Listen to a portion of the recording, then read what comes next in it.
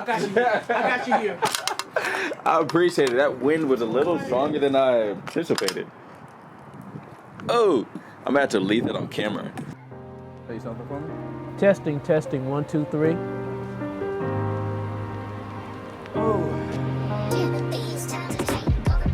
Yes, I appreciate it, and thanks for having me on. My name is Mike Morgan, and I'm formerly on the Supreme Court of North Carolina. I retired in September 2023. And when I did that, I was Senior Associate Justice, which means I was second in seniority.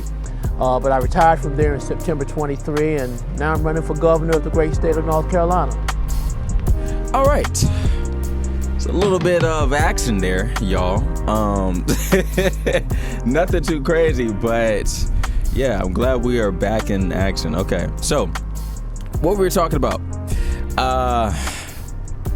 Can you refresh my memory? Yeah, you were asking me about the experience of being a black candidate statewide and how it felt in terms of looking at how difficult it has been historically and where I thought I fit into that. And so when we were talking, I think that, like I said, it's hard for us to get to that point, to get to that upper echelon level, because for so long we have been in this, I guess, kind of like rut in society where we've almost had to claw our way out, Yeah.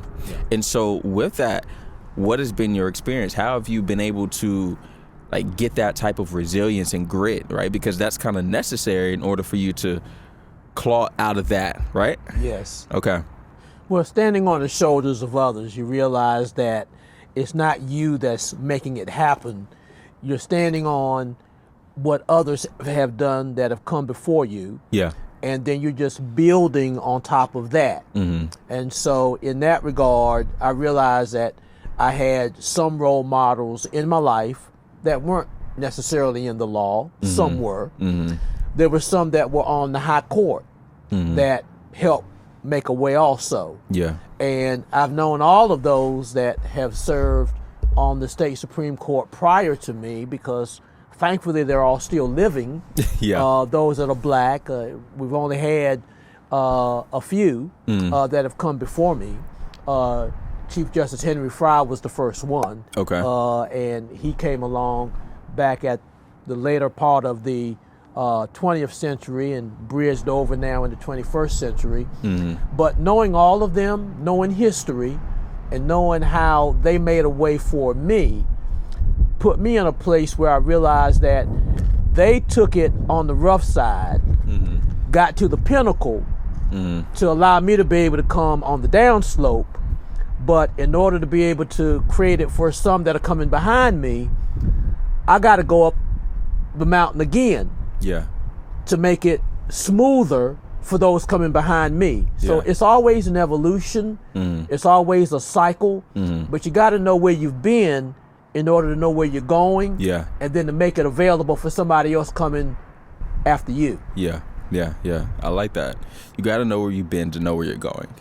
No doubt. With that, where are you going? I'm going to the highest level of state government as I run for governor. Okay. That's been a pathway that has just involved putting one foot in front of the other, not necessarily having running for governor as the goal.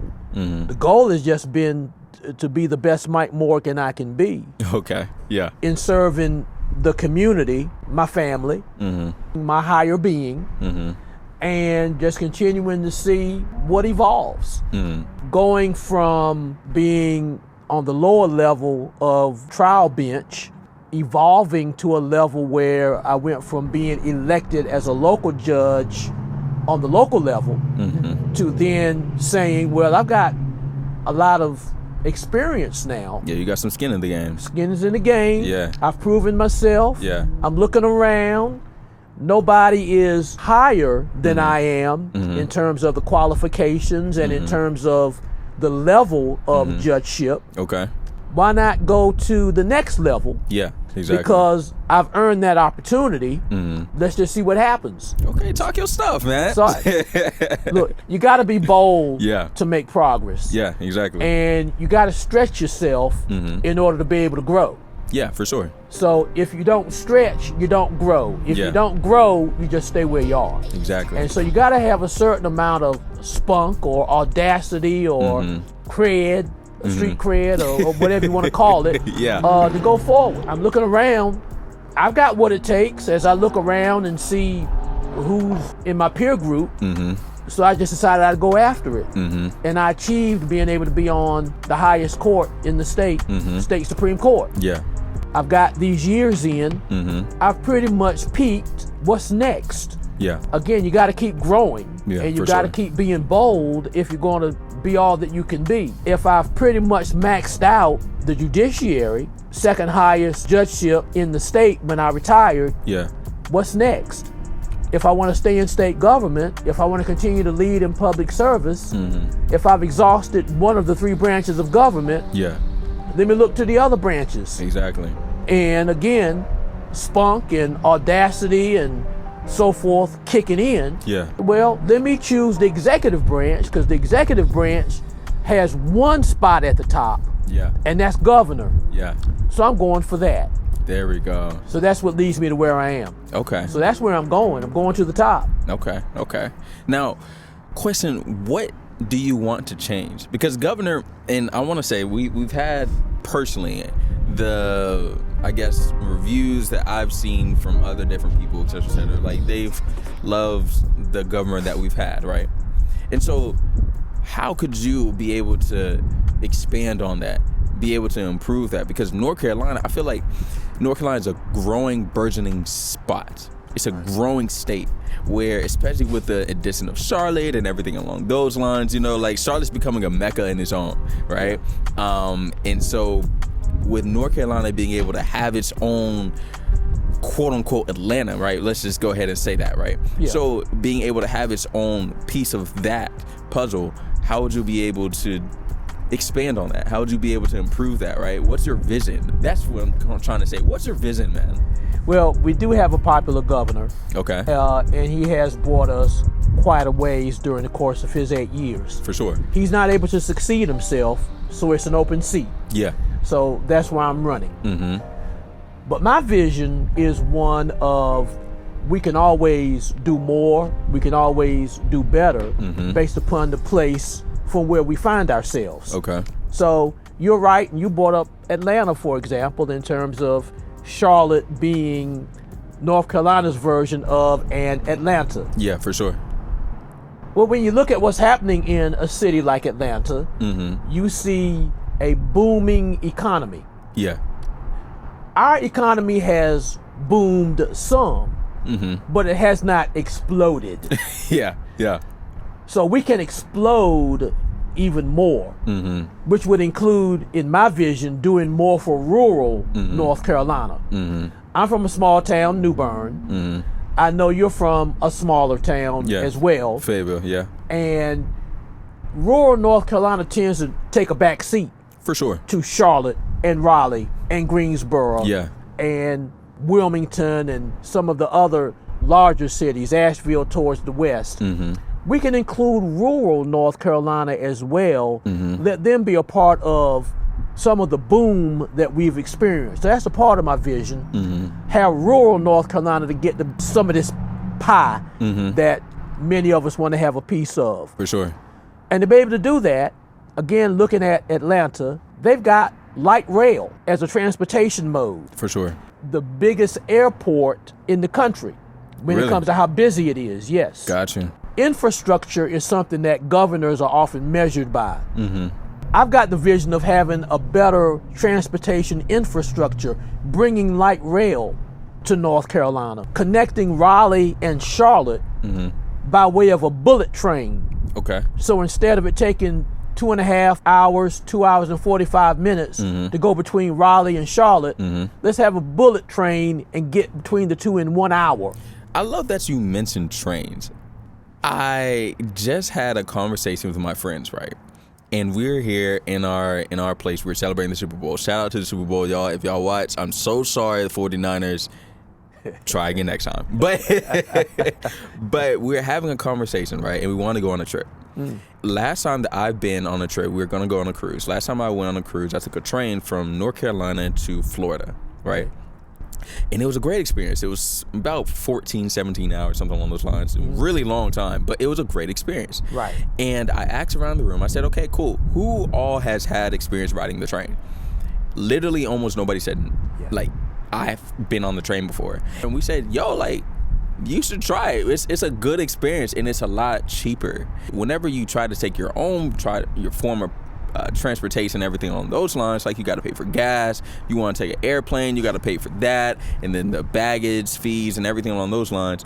And I look towards, like, for example, Japan, where they have a really big, booming train system. Yeah. And that's what my mind went to whenever you talked about bullet trains. Yeah. Because we don't really incorporate that in America, that you know? Yeah, typically not. We look at being in our own space and place and say, well, I'm going to get there in my car. Yeah, for sure. Or I'm going to get there as fast as I can and take a plane. Mm-hmm. But the train is an experience that's pretty chill. Yeah. When you think about chill. it. Yeah, I like that. Because you can let somebody else do the driving, read, listen to your podcast, you can take a nap, and yet not lose a lot of time. Yeah. Knowing that we've got a growing North Carolina, we've got to find a way to move more people more quickly. And more efficiently. Yeah, for sure. I look at Raleigh and Charlotte as being the two main economies in North Carolina. And so between those two economies, we can hook them up and make it easier for folks to go from point A to point B between the two. Okay. Get the rural areas that are contiguous to Wake County and Mecklenburg County. Get them in on the picture as well. Get them in on the fun. And build them up economically as well. As a result of that, you've got that Atlanta that you mentioned, but Charlotte and Raleigh can be so much more because now they can reach out to those more rural areas, include more of North Carolina in. Everybody would want to come to North Carolina even more so then, because instead of just talking about one megapolis in Atlanta, you're talking about Raleigh, about Charlotte, but also you got more in the mix with Greensboro, which means you can jump off and go over to the zoo in Asheboro in less time. Some other areas that have some other attractions. Just grow everybody. You know, I've got this mindset that a rising tide lifts all boats. Okay, I like that. We don't have to scrape and scrap. To be able to be the best, be the best. You know, we can all be there. Exactly. Instead of competing with one another, let's just all get on that train and just enjoy the ride and work together. I like the fact that you were talking about everybody rising, because we live in such a competitive society. Everybody wants to be the top, right? But if you are the top, then there's so many people on the bottom. And how does that make anybody, the whole unit, how does that make the whole unit better? If we want to be able to, for example, North Carolina, right? And for all the listeners who are not in North Carolina, still leave your comments or your thoughts and opinions on this. If we're looking at North Carolina has not been talked about so much at all, in my experience.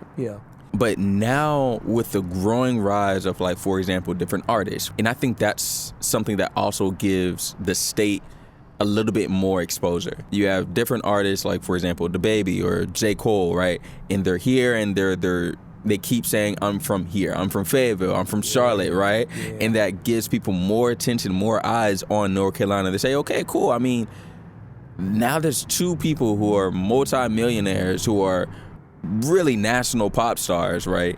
And they're saying North Carolina is where you need to go. Whenever you talk about everybody rising, it's not just Fayetteville. It's not just Charlotte. It's not just Raleigh. Let's get Greensboro in there. Let's get Asheboro in there. You know, let's get App in there. You know, so we have a lot to offer. And it's nice to hear somebody saying, I see you. One of the biggest things that we don't want in our society is to not be seen. Exactly. You talk about J. Cole, for example. J. Cole has brought Dreamville to Raleigh. For sure. And that exposes Raleigh to a whole nother world of people who come, like what they experience, and say, oh, how nice Raleigh is. All we knew about North Carolina was Charlotte. Yeah. And all we ever knew about North Carolina at all was what we saw in those black and white TV shows about Andy Griffith being in Mayberry. Yeah, shout out Andy Griffin. Yeah. So we have evolved. Now they see a Charlotte, they see a Raleigh. They look at somebody like J. Cole and say, oh, we've only associated rappers with, East Coast or West Coast. I didn't know North Carolina had that going on. Yeah. Again, with the boats rising, we exposed North Carolina to a whole different world of people. We in North Carolina get exposed to those worlds of people. Exactly. And so you begin to realize that the diversity that we attract now begins to spill over into us. And now we've got a better appreciation for what's going on. Yeah. It's really interesting to be in Raleigh as I live there now, to hear Dreamville talked about as an economic boom for Raleigh and Central North Carolina. Doesn't matter how rap used to be depicted. Yeah, for sure. Rap just ain't black. Exactly. Rap is green. Yeah. As in the money. And everybody can identify with that. Exactly. So we're evolving as we exchange cultures, as we exchange backgrounds. But as governor, that's what I want to do, is just expose the best of North Carolina and have everybody to rise up and understand that as long as we're going at it together, trying to push one another forward. Gotcha. And when you said that somebody being at the top and others being at the bottom, I don't necessarily see people being at the bottom. I just see the fact that we have a transaction of people. We got different levels. People will rise from wherever they are to higher levels because of the fact that we're going to look out for everybody. And that's my mission. Gotcha. To make North Carolina the best place for anybody to want to live, grow, and play and prosper. Now, I'm going to ask you, Mike Morgan, where do you come from? I'm from New Bern originally. When you talk about geographically where I come from, southeastern North Carolina town. So that's where I come from geographically. Where I come from spiritually, soulfully, is a place of wanting to make other people better. Okay. I know to whom much is given, much is required. For sure. I've had a lot of opportunities in life. I've been enriched. I've been able to grow. Went to public school. I integrated an elementary school at the age of 8. I was the first black to attend that all-white elementary school when I was 8 years old. Really? I was 2 grades ahead of myself. I started school when I was 5. Skipped the 2nd grade. So I was 8 years old going to the 5th grade. And I asked my parents in the mid-60s, could I integrate this all-white elementary school, because I was seeing Dr. King on TV. Wow. And wanted to do my part, modest though it was. For my town, it was something. To have a young black kid go to an all-white school. Then to be the first black drum major of my high school after the black high school had to close down after forced integration. Wow. Graduated from high school when I was 16, went to Duke on a scholarship, small town fella at the big school. But then I went from that predominantly white institution in Durham across town to an HBCU in North Carolina Central University, went there for law school, then began that pathway into state government. So where I'm coming from is one who spiritually and soulfully wants to help other people with my own example, which is one of opportunity, one of trying to put one foot in front of the other, recalling the past in terms of those heroes and heroines that we've had, but also wanting to be a part of that mix as well, so that no matter what happens with me, and I certainly hope I can get to be governor and have that higher, greater, stronger platform for sure to make an even bigger, stronger, better difference to show folks. But no matter what I do, no matter what the future holds, I want to be one that says, not only did I give it back, but also paid it forward. Yeah. Because it was given back and paid forward for me. Yeah. Now it's my time. And it's your time too. You're doing it with this platform. But when we all integrate together what we do best, everybody prospers. Exactly. That's where I'm coming from. Okay. Making it better, making it greater, making it stronger. Okay. Also, are you on a time schedule? A little bit of one, but Okay. I got time. Okay. Okay, cool. I'm going to call myself a civilian, right? Okay. We as civilians don't know too much about politicians or people who are in politics, right? Yeah. There's a barrier. And with that allows people to create their own narrative about the people inside of politics, right? Yeah. A lot of things can be misconstrued. A lot of things can be twisted and exaggerated and everything along those lines, right? We as civilians don't really know that much. We don't really know, okay, what is true and what isn't true. The only thing that we can go off is hearsay, and this is what somebody else said on the ad or anything along those lines. And you know, when it comes to be election time, there's going to be those ads going around and everything along those lines, right? Right. Who are you beyond the signs on the road? Who are you beyond the face and you on camera, right? Yeah. I am someone who has an appreciation for the diversity of people. Mm-hmm. We have a lot here in North Carolina for which to be fortunate, for which to be blessed. Gotcha. And because we've got the mountains and we got the coast, Mm-hmm.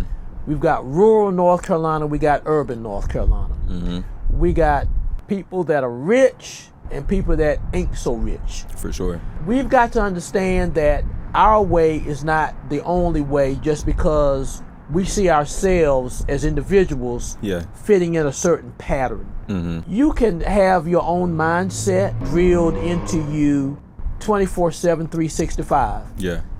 Surround yourself with the same people, look at the same cable TV shows or the same streaming shows. Yeah, yeah. You can lock yourself up, be in your own separate world. Yeah, your own bubble. Your own bubble, if you will, Yeah. as you well say, and not ever come out. Mm-hmm. And you can live perfectly fine that way. Mm-hmm. I've learned this appreciation as to who I am is what so many people have poured into me. Mm-hmm. White, black, rich, poor, rural, urban. A lot of folks have poured into Mike Morgan to make me who I am, to make me have the audacity to say I'm the best qualified to be governor, which I am, to be the most electable, the most prepared, and has the most philosophical ability and the most genuine ability to be governor, because I do. Okay. But that's a manifestation of a whole bunch of folk. Yeah, for sure. I mean, you're pouring into me today just because of the interaction that we're having. Exactly, the conversation. Yes. And so if we look at life that way, if we look at people that way, don't shut people off and live in our own bubbles, but we're willing to come out, let ourselves explore instead of being like an ostrich putting the head in the sand. Yeah. We can enrich ourselves so much better and so much more easily if we just open it up. So, yeah, I'm beyond just the name you'll see on the signs of the road about me running for governor and the YouTube video Hard Steps that is a microcosm of my life, which is my political ad, Hard Steps on YouTube. It's also on my website, morganforgovernor.com. I'm beyond those things. People say to me who've only known me as a judge, I didn't know you talk so much. I didn't know that you weren't so intimidating because when you were on the bench, you had such a firm look on your face. Okay. Was that intentional? You have to keep a blank face. Okay. As if you look like you're turned off. That would tend to mean to some onlookers that are watching for any clue as to how you feel about a case. If you're frowning up in your face, oh, he doesn't like what he's hearing. That side must go lose. Gotcha. Or If you laugh at something that's funny, the judge isn't taking this seriously. Look at him over there laughing. Seriously? Yeah. So you learn how to keep a poker face. Yeah. So people know that you're being deliberate and you're being intentional, and you're being focused. Yeah. But some folks take that for being intimidating, mean, firm. And I can see I could go both then they ways. say, hey, look, we didn't know you had a personality. Sometimes you have to get past the mask. And, we heard songs and seen videos. But when you take the mask off, then you realize, wasn't that the name of a song, Mask Off? Yes, Future. Shout out Future, y'all. Yeah. Shout, yeah. Yeah, see, I'm not supposed to know that kind of stuff. But I remember the song Mask Off. Yeah. You take the mask off, and then you realize you're being more vulnerable to other people. And other people see you for who you are. And that again brings people closer. Yeah. I'm glad you asked me the question, because as people get to know me better away from the bench and see me as not just a gubernatorial candidate, but see me as a husband, as a father, as an uncle, as a concerned citizen, as a podcast guest, it starts to erode some of those preconceived notions that people tend to have about each other. Exactly. I love that you expanded on that, because even just talking about being a husband, being an uncle, being a father, like, these are things that humanizes us. Yes. Because we're more than the suit and the clothes that we have on. We're more than the mask that we portray. Yeah. We have a lot of passions and loved ones that we are very intentional and we care about. We have opinions and thoughts on things in society that we personally care a lot about. Sure. And being able to be in a position where you'll be able to actually make a difference, like, those things matter. They do. Because we want, I say we as in civilians, but like we want to be able to connect to people and connect to the person that we are choosing to trust to lead us, because that's really what this is. It's us saying, okay, we trust you. We trust you enough to be able to make the right calls and the right judgments. Whenever you're able to have that and build that rapport with people, that speaks volumes. And I could definitely say on this podcast, like, you have been a great person. We've had a great conversation. You've been really intentional. That doesn't come around so often. And I will say I don't have much experience with different politicians and politics, etc., etc. But it's enough to have a genuine conversation. Whenever you can get past that wall, and I'm not saying you have a wall, but just in the sense of, of talking to somebody, then you can really see the myriad of different facets in a person. And I love that. I love that. I think that right now, more than ever, is a time where in our society where the youth are trying to speak and actually use their voice. Yeah. We have a time where the vote, at least we feel like the vote matters. And people are pushing now more than ever, vote, right? Vote for the things that you want. There's